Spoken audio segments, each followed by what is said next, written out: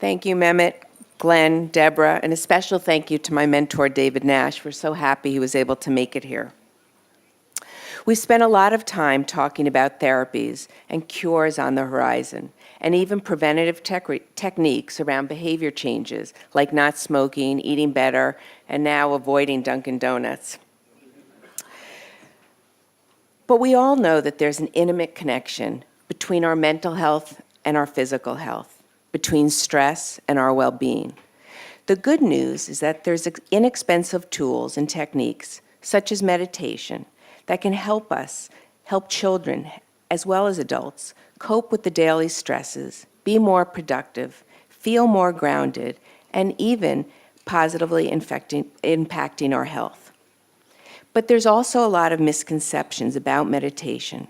So let's watch this video to learn a little bit more. All right, little quiz. Oprah Winfrey, Jerry Seinfeld, Rupert Murdoch, Katy Perry, and Bush twin Barbara. I mean, they're as far apart as you can get. But what do they all have in common? Meditation. While meditation is becoming more mainstream, let's get real. There are many of you who think meditation looks like this, right? You got to be in some crazy, wacky place that you never would go. Today, we're busting the biggest myths about meditation to show you why all those folks and so many more are actually using meditation. And I brought world-renowned expert Bobby Roth here. He's taught the biggest names in the world how to meditate, including the ones that I just mentioned. He taught me, he taught my whole team, he taught all of Oprah's team. That's where we got the idea from. Yet when folks hear the word meditation, as much as they may respect the people who do it, they're skeptical. You were a skeptic. What turned it around? There's so many misunderstandings about the word meditation. You know, it just means anything. It could be jogging, running, it could be a sect, it could be anything. And now, fortunately, because of science, and that's what drew me to Transcendental Meditation, to learn to meditate, is science. I was anxious, I was feeling under pressure, I needed more energy, I needed to be able to focus more. I didn't want to spend my whole life taking medications. Medications have a role. And someone told me about meditation, and I thought, I'm a skeptic. You know, and they said, well, you can be skeptical, it still works. And so I tried it, I learned it, and it would change my life. Can we bust some myths? Sure. Because I'm hoping with your help and a little bit of the science you talked about, we can convince people this is a big change they need to make this year. First up, the big myth that you don't have time. Who has time to meditate, to sit there and do nothing? Some people think it takes hours and hours. Does it really take that long to see the benefits? No, the benefits, well, again, there's so many different types of meditation, but meditation properly understood and practiced is very simple to learn, and the results, according to research, should be pretty close to immediate within the first day or two. All right, let's spend a few minutes on this. So what's the science say? It may lower your heart disease risk, #1 cause of death in America, especially in some populations, helps with blood pressure, important. It may help with back pain. And when I speak about these things, by the way, I mean, like the American Heart Association for the first time is recommending meditation. And then there's the issue of anxiety and depression that Bobby mentioned. And here there's, again, pretty good evidence that you can make a dent. It's not that it's going to replace everything else you might try, but why not try something that you control, that's free for you, that you can use whatever it's beneficial. It's a great adjunct. It's a tool in the toolbox, and it's an important tool in the toolbox. Okay, next myth. It's only right for some types of people. So, you know, you got to be one of those crunchy folks. You know, granola-ish folks. Right? You've been doing this for 45 years and been busting that stereotype probably daily. Now I'm pleased to introduce Bob Roth, CEO of the David Lynch Foundation.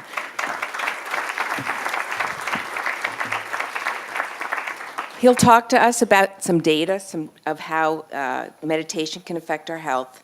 And then we'll introduce a very special guest, and it's one of the 5 people you saw at the beginning of the clip who's joined us to Unite to Cure. And they'll talk about the impact of meditation in children. Thank you to the remarkable Robin, your eminences, all of you. It's wonderful for me to be here. When you think about what a meditation teacher would be, I'm really probably not that guy. I'm a skeptic. I'm so skeptical, my father, who was a doctor, used to tell me to lighten up, because I, by nature, a skeptical person. I love science. I'm not into woo-woo or new age. I love things to be real. I'm also Jewish, and I have my faith. They're not in conflict. They support each other. I think the whole point of meditation, first of all, how many people here have tried some form of meditation? Now, how many people do that on a regular basis? Really good. I think it's so interesting because when we've been talking about healthcare and we've been talking about how to create medicine for the 21st century, a lot of what we're talking about is from the neck down. What we eat, how we exercise. Well, there's a 3-pound organ that's 2% of the body weight that we don't do much with in terms of exercise. And the whole discussion of meditation, which I should tell you, I've been teaching this, I've been practicing it for 50 years. I'm going to be 68 years old. And I almost never get sick, and I have more energy now than I've ever had in my life. But the whole discussion of meditation needs to come out of the realm of philosophy and sort of woo-woo into something very serious and scientific. And so what I want to do now is there's a fog about meditation. Nobody really knows what, someone says, oh, I meditate, and there's beautiful meditation prayers I have in my prayer book when I'm at services. And so there's an understanding that meditation is prayer. Other people say, well, I jog, that's my meditation. I listen to music, that's my meditation. Well, research has identified 3 basic types of meditation. So this is going to be a little tutorial on meditation, and then we're going to have an amazing conversation. To understand meditation, use this as an analogy. You're on a little boat, and you're sitting in the middle of the ocean. And all of a sudden, you get these giant 30, 40-foot high waves. You could feel the whole ocean is in upheaval. You're on a little boat, 30, 40-foot high waves. You could feel the whole ocean is in upheaval. But is it the whole ocean? Because if you could do a cross-section of the ocean out there, you'd realize that you may have 30-foot waves, but the ocean in reality is a mile deep. And while the nature of the ocean can be turbulent on the surface, the nature of the ocean at its depth is pretty darn silent. And I use that as an analogy for the mind. The surface of the mind, turbulent, thinking mind. I like to call it the gotta mind. I gotta do this, and I gotta do that, and I gotta call him, and I gotta call her, and I gotta make a list, and I gotta make a new list. Then I gotta find that list, and I gotta slow down, and people tell me I gotta get going, and I gotta get to sleep, and I gotta get up. Anybody? So it's a natural human desire to think, oh my gosh, I'd like to have some inner calm, some inner clarity, some inner ease, some inner wakefulness. And the operative word there is inner. And the question is there such a thing as an inner? And if so, how do we get there? And that has been the domain of meditation throughout time. And I want to say here, when I'm talking about the meditation techniques I'm talking about, not religious. They support every religion. They make us healthier. We're talking about a health technique here. So one type of meditation is called focused attention. I'll give you a little tutorial. It's a concentration form of meditation. To have a calm mind, you try and clear the mind of thoughts. That's, you go to a class and they say, okay, stop thoughts, stop thinking. When they told me to do that, I thought, okay, then I'll create peace in the Middle East. Because I got a very active mind. Now, when we do that type of meditation, it creates something called gamma brain waves, 20 to 50 cycles per second. Particularly in the front prefrontal cortex, left side, shows we're focused, concentrating. When your child is studying, gamma brain waves. Second type is called open monitoring. And in that ocean, it's an observational tool. It's like a mindfulness practice. People here tried mindfulness? Some of you? Mindfulness. It's an observational tool. It's dispassionately observing your thoughts, your feelings, your moods. When we do that, it creates something called theta brain waves, which are about 5 to 7, 6 to 8 cycles per second. That's pre-onset dream. The third type is called self-transcending. And Transcendental Meditation is part of that. And that meditation hypothesizes that deep within every human being, still on the human being level, deep within every human being is a level of the mind right now that is already calm and settled and peaceful and wide awake. It's part of my mind. Just like I can go, we have a child who can go from zero to and be overcome with rage. The mind can also settle down. And when we have that experience of that calm during Transcendental Meditation, it creates something called alpha-1 brainwaves and coherence spread across the whole brain. And that's a state of profound, restful alertness. At the same time, oxygen consumption decreases, there's an increase in galvanic skin resistance, there's an decrease in cortisol by 30%, an increase in serotonin. The benefits to daily life are huge. When we set it, particularly reduction in high blood pressure, risk of stroke, heart disease. When Robin asked me to do this session, I thought, okay, I'll show some charts. But what I wanted to do, particularly since I have a very dear friend joining us, I actually wanted to pivot and say, let's assume meditation works. There's some benefit. Now, what are we doing with that to address the very serious issues of physical health, mental health, and behavioral health that afflict our world, in particular children who are being consumed by stress?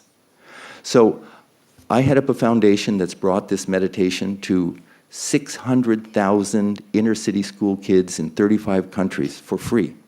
We're also working to bring it to veterans who suffer from post-traumatic stress disorder, women and children who are victims of sexual assault and domestic violence, and a big focus of ours now, opioid addiction.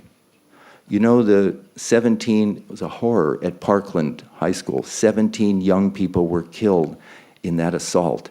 Did you know that 15 young people die every single day in America from opioid addiction? So we have to do something.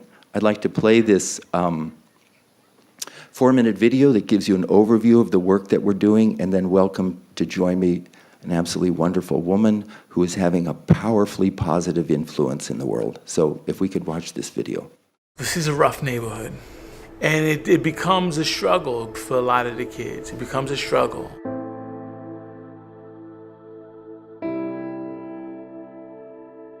A lot of kids in my environment feel like they probably won't make it to their 18th birthday. When they come from traumatized neighborhoods, a lot of times they bring those stresses here. When I'm with my friends, I always make sure we're looking around because you never know, things happen. They walk in the door feeling like they don't have a shot. Every day I would get a call that there is a fight at the corner of the street, that there is a stabbing. O índice de drogas aqui é muito grande. If we're not able to find solutions, these children may be lost.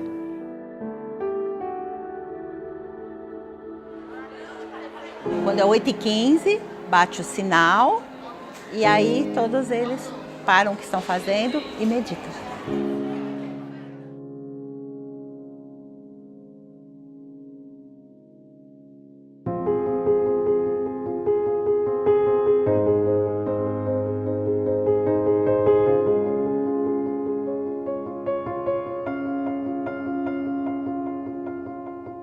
A través de la meditación empezamos a ver que se están alejando de las drogas. Hemos combatido la cuestión de las peleas, las agresiones. पढ़ाई में भी मदद मिल रही है, जिससे आसपास में मन भटक जाता था, अब वो भी नहीं हो रहा है और अंदर के बहुत सारे रोग, बीमारियां, वो सब भी अब दूर हैं.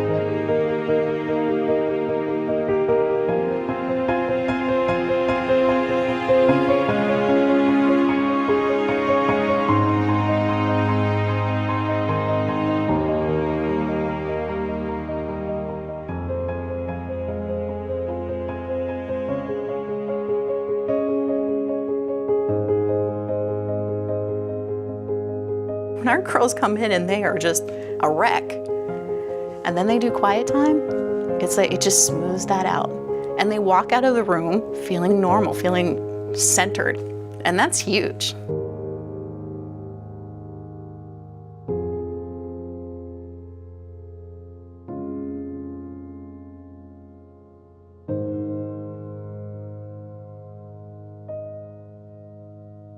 If we can get that change within each one of us, the change from within, we will change the school, and we will in turn change the community.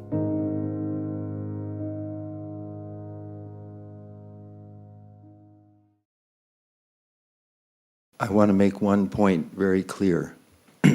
This meditation should be on the same level of what we do when we eat right, when we exercise.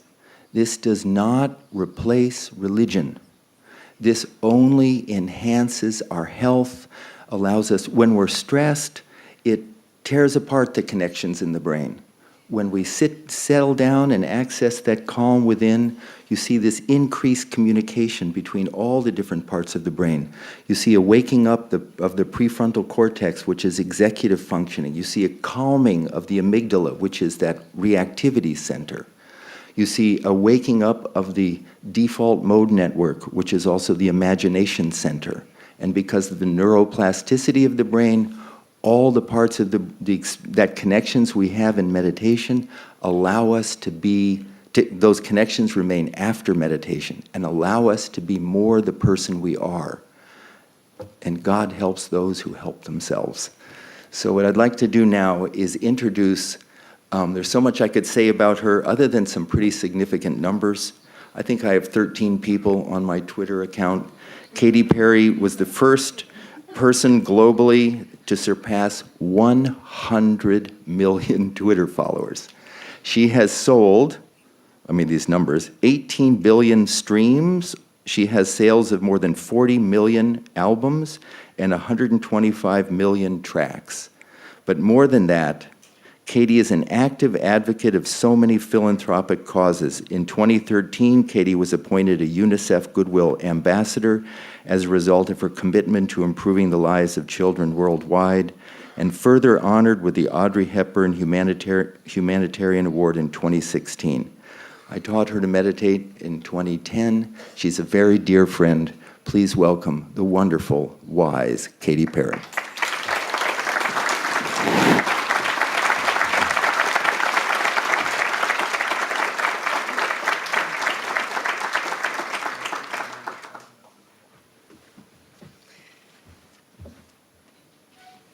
Good morning. Hi, Bobby. My mother calls me Bobby. Fortuitous. Yes. So what I wanted to do is to hear, for you to just get a chance to hear. We're getting a survey here. We're just getting an introduction to meditation and why it would be that someone who is as dynamic and has as much pressures in her life and demands on her life and desires in her life would take time out, 20 minutes, to meditate. So we're going to go right to it. Why do you meditate?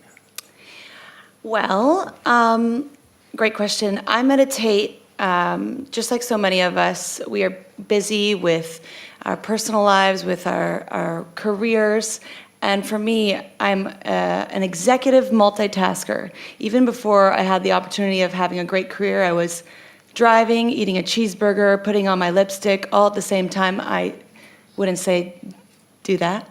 But I have always... To the great distress of the Los Angeles Police Department. Yes, I've always had a lot on my plate. And I noticed before I was meditating, I started to short circuit a little bit, like an iPhone, you know, when it just decides to stop and turn off on you, and you're like, I was in the middle of something. So I knew that I had to take care of my mental health and my mind, which is, you know, the greatest asset in my body besides my heart. And I knew I had to protect it. And so Bobby was able to teach me meditation in India. And the stillness that I found is beyond anything I've ever experienced. It's way different than napping. Everybody's like, well, I'll just nap for 2 hours, right? And this is totally different than napping. I said to you yesterday that napping is to brushing your teeth as flossing is to meditation. A lot of people brush their teeth but still have very interesting breath. So you got to get the plaque out. From my side, I want to say one of the reasons why I love Katy so much is not just because she's here and flew here for this, to talk about this, but because when you're talking about something like meditation, TM, we're talking something that costs really, relatively speaking, next to nothing. And we need to let people know, we need to break down some of the boundaries, the misunderstandings about this meditation and meditation in general. And there is no, with our nonprofit, huge multi-billion-dollar ad campaign, it's word of mouth. And 100 million people really trust Katy Perry. So I am very grateful to you because your words, 600,000 young kids have learned to meditate, and a lot of it because of your words, and you are saving, no exaggeration, have saved thousands and thousands of lives. So when someone says to you... Words are very powerful. Pardon? God created the world with words. Yes. When you, what do you say to someone when they say, well, this is a religion? I mean, I've seen people wear slogans on their shirt that says, CrossFit is a religion, Anyone can make something a religion and label it. I think it's about as religious as eating good foods, as exercising for your body. I was raised in a Christian household. Both of my parents, my mother here is today, and they're both traveling ministers. So I was raised around the idea that our body is a temple. And I think if our body is truly a temple, we have to take care of it, mind, body, and soul. And this takes care of your mind. And I notice when I meditate that my whole brain kind of opens up. It feels like a halo is ignited around my head, and it's like I'm clearing out the cobwebs of my neural pathways and finding new neural pathways to ignite. And it's some of the most incredible stillness, and also I would say it brings some of the best, most creative ideas to the surface for me, especially when I come out of it. But I believe that, if it's religious to take care of your temple, then sign me up. In Chicago 3 years ago or 2 years ago, the University of Chicago Crime Lab put out a request for proposal. They were very concerned about violence. Chicago has high violent crime rate. Children going to schools where they have to sleep in bathtubs because of the bullets that could come through the walls. And they put out a request and they said, does anybody have anything to do that we can do to reduce violence and arrests in the public schools? And 230 organizations, nonprofits, submitted proposals, and the Crime Lab accepted 3. And David Lynch Foundation was one of those 3. And in the first year, now these numbers may seem nothing to many of you, but the first year they gave us $300,000 to do a program in a few schools and teach the kids we called quiet time. The results were so significant. Last year, they increased that to another $1 million. If you know education, that's a lot of money. The results were so significant. This year, the budget is for $2.6 million. And the preliminary indications are a significant reduction in arrests among meditating school kids during the summer months. This is major because it's the old school to prison pipeline. If a child is stressed and anxious, and we know our kids, the brains can't process 24, so much of what I'm talking about I've learned from Mehmet Oz, and his wife Lisa. But so the brain can't process this. And so now what we're doing is we're just giving them a tool they can learn so easily, no philosophy. The greatest thing about this is I'm a raging skeptic. And you can be 100% skeptical and do this. As I remember, you say, I don't believe in gravity. So in the same way, this particular meditation, transcending, which just means settling down. I one time said transcendental meditation. The woman said, oh my God, what is transcendental meditation? transcendental. First of all, it just means to transcend, which means to settle down. And she said, well, how do you know when your 20 minutes are up? And I said, look at your watch. We're not going anywhere, we're just settling down. So my goal is, and then I'm going to turn this back over to Katy, but I'm here because as a youngster, I worked for Bobby Kennedy. I wanted to be a United States Senator like Bobby Kennedy. I wanted to change the world. You are. I thought it was going to be through politics, but then I realized... This is better. It is. I realized politics was never going to heal the soul of the nation, and then I learned this. It's not. It's like a color commentary, you know. And he scored, and then Katy says he went around. Duo. Yeah. So I said, I learned to meditate. My first experience after learning this wasn't, oh, I want to get enlightened. My first experience was, I want to bring this to inner city school kids. Yeah. And that was June 29th, 28th, 1969. And I have been very fulfilled in now getting to the point where you can talk about meditation. I remember when my parents' friends would say, what's Bobby doing? When I was a kid, and they'd say, teaching meditation. And they say, what? Teaching meditation. And now here we are. Katy. Well, I think it's wonderful, the call that you heard and then that you exercised the call. It's very admirable to be so dedicated to something in service of others. For me, I love young people. Honestly, if I didn't know how old I was, I'd probably be like maybe 21. I was 13 for a really long time. I was thinking 6. 6? No, I'm definitely 7. I'm definitely conscious. Yeah. I just love people in general, and I see them, I feel them. I'm a total empath, and I see how stressed they are by their devices, by their keeping up with appearances, wanting to, emulate what they see online, Instagram, Facebook, Snapchat. And I don't know if any of you guys have kids, but and me, I wake up and I grab this before I do anything most of the time.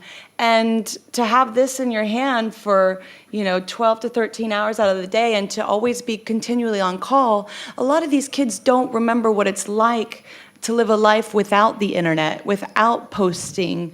The 10, 11, 12, 13-year-olds are like, we don't know what CDs are. I never thought I would say that. I'm sounding like my mother. You're right. After all this time. And I feel so much for them. And I know that meditation has been such an incredible tool to find that, I want to disconnect to connect back with myself. And I think it's really important to have that tool, to have that quiet time in these schools for these kids to be able to retain focus, which is at an all-time low, to be able to know themselves, to find their true authentic selves, which is being advertised to them in multitudes of ways, thousands of times a day. I really feel that... Of not their authentic self. Of not their authentic self. There's a struggle. So anything we can do, and I find personally with my own experience, meditation is the key to really finding your true authentic self, finding that stillness, recharging, having the strength, the mental strength, the physical strength, the immune strength, to be able to take on this big technological world. 2 years ago, the big... Should we have a selfie? Yeah. Okay. I'm just kidding. She does this on her shows. Then you can have pizza, serve pizza. I think you said something very interesting to me. You said, with regards to meditation, you said getting to the top was difficult, but staying at the top, really hard. For meditation? No, that meditation has helped you stay at the top. Yeah, look, more money, more problems. That's what Jay said. But, I think that your problems don't go away once you have the spotlight and the success. They're just magnified under a very large microscope. And, I'm living my life, and I'm so grateful for the opportunity I get and the spotlight that I get to be able to share it.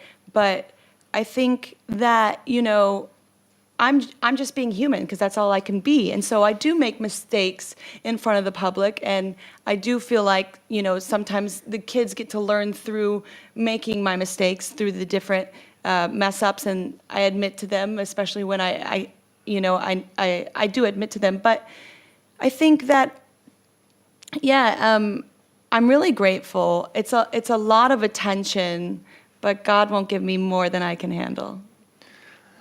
Your voice is very important. Did you know that, particularly with this issue now of opioid and substance abuse, did you know that there were more drug overdose deaths in the last 26 years, 787,548, in the last 26 years, than have died in all wars in America since including World War I. What are we doing to handle this absolute epidemic of trauma and stress, which is destroying our young lives? When in a toolbox, I think the point that I want to make, in a toolbox of life, we need to have at the basis for those of us, faith. But we need to eat well. We need to exercise properly. We need to love others. We need to serve others. But we need tools, effortless, easy tool to access that field of stillness that's within every human being. That's not because I'm Jewish or Catholic or Muslim or atheist. That's the hypothesis. It's there. And when we experience that now, in this modern scientific age, we see this constellation of changes. You can go to tm.org and you can see the references to all the passing statements that I have, or a book that Dr. Norman Rosenthal wrote called Transcendence, or I wrote called Strength and Stillness, to show you the data. But for me, going back to the Bobby Kennedy years, one of the most inspiring people that I know is Ray Chambers, who many of you know. Ray Chambers has taught me,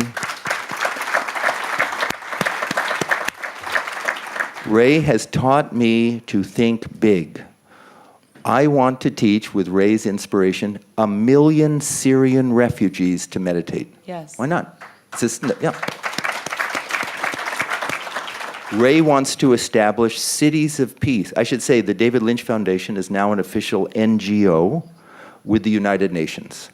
And with Ray's inspiration, we want to set up cities of peace, countries of peace, 10,000 kids meditating in the favelas or nearby in Brazil, all over Latin America, all over the Middle East, all over Africa, all over the United States. That study I told you about in Chicago, now we're going to repeat it with 4,000 kids in the Bronx, in Brooklyn, and New York.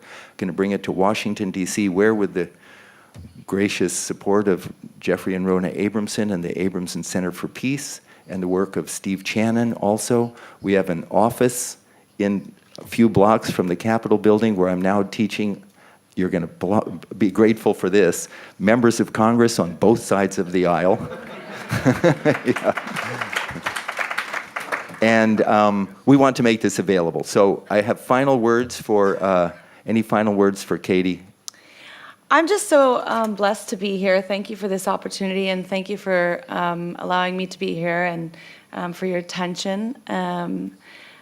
You know, I just want to be a messenger, and this is one of the greatest messages I was able to receive. And on a very basic level, on a very modern science level, for me, it's helped a lot with my anxiety. Instead of having to turn to prescription, I've been able to turn to this. It helps incredibly with jet lag. I mean, we did it this morning at 7 o'clock. And for all of the Italians, it helps with the hangovers. So. And the final statement I heard presented, that particularly with developing nations, that there's very little access to treatment in developing nations, and it's all about prevention. Yeah. And let me tell you, at-risk children are in some of the wealthiest schools in America. They're at risk. We all know that. Wouldn't it be wonderful to equip them with a tool? And there are other tools, and there's other meditations. I meditate and then pray. Perfect. And it's a much better connection, I'll tell you what. So thank you all very, very much. I appreciate for your time. Thank you.